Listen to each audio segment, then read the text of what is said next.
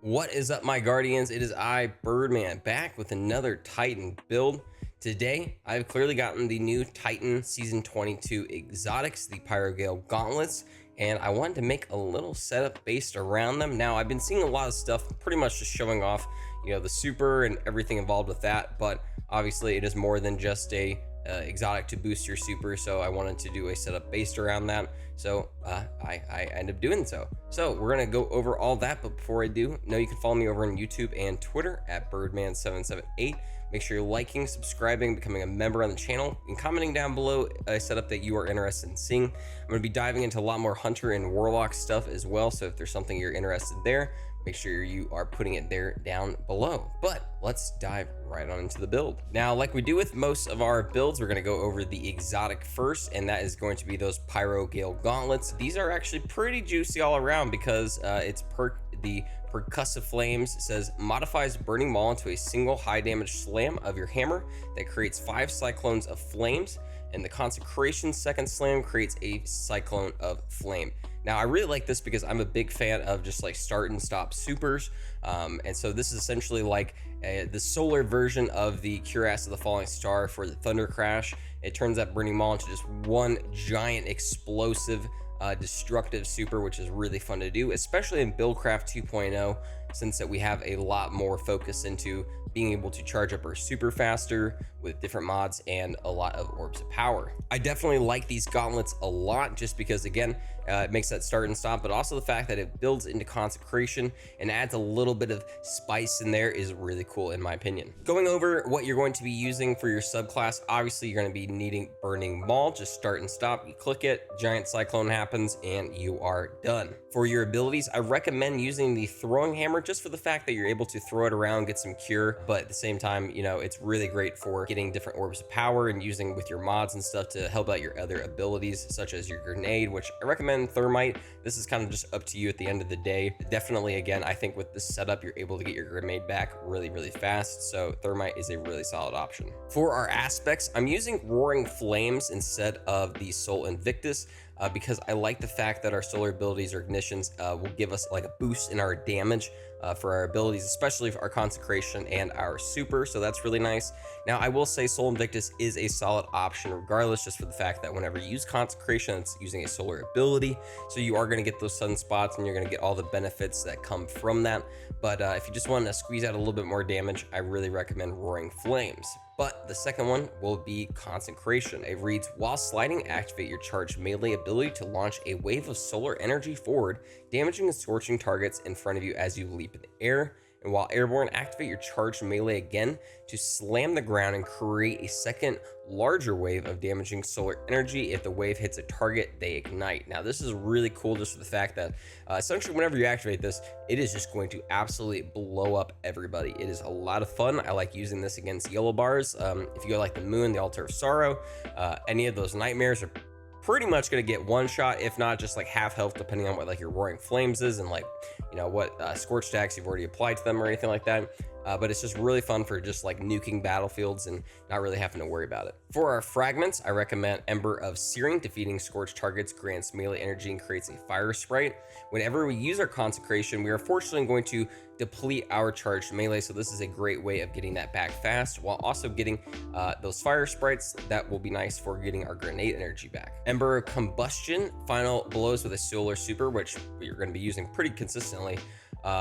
Ignite and create fire sprites. So again, we're getting that ignition and then getting that fire sprite back so that we're able to get a little bit more grenade energy. Ember of Eruption, your solar ignitions have increased area of effect. Again, I like big booms. I think a lot of you out there like big booms. I like big booms, and I cannot lie. And then finally, Ember of Blistering. Defeating targets with solar ignitions grants grenade energy.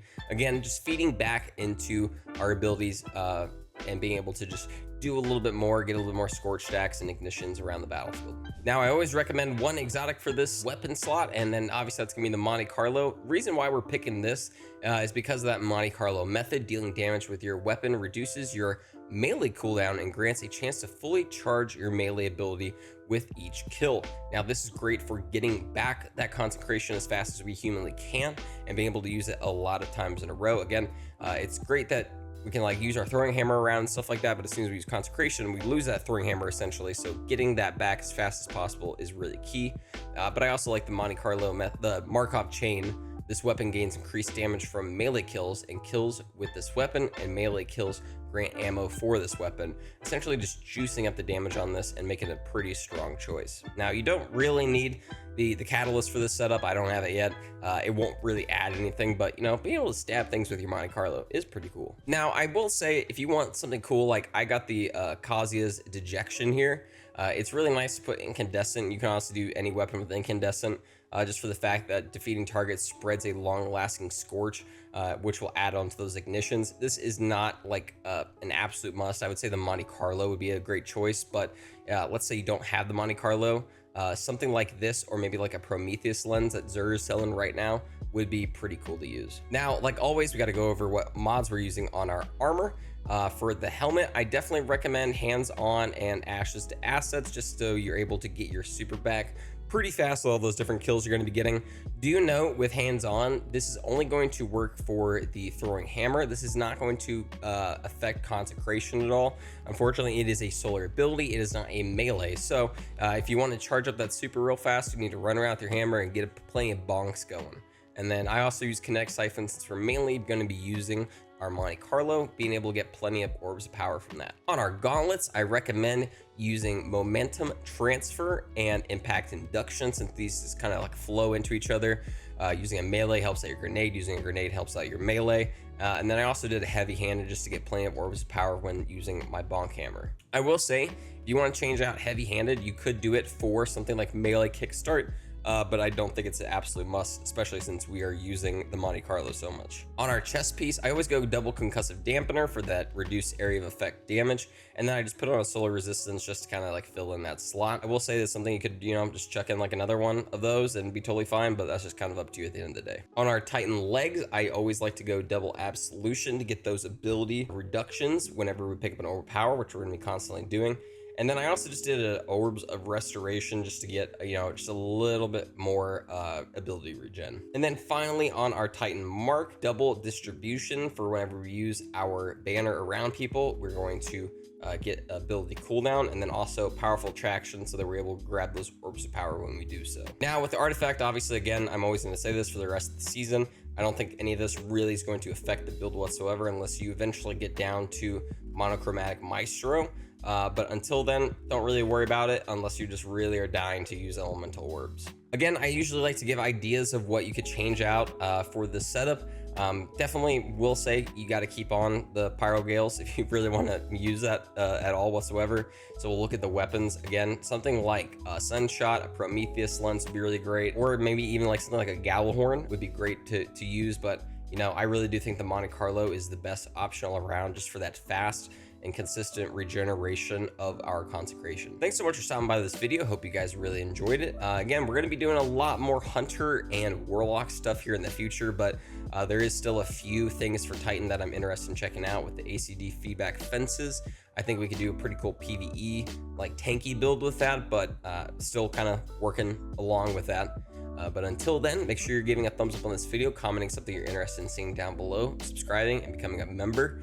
And know you can follow me over on YouTube and Twitter at Birdman778 for updates on everything with me. Guys, I appreciate all the support and love on the most recent videos. You all are awesome. Thank you so much. I hope you have a great night, day, or whatever it may be.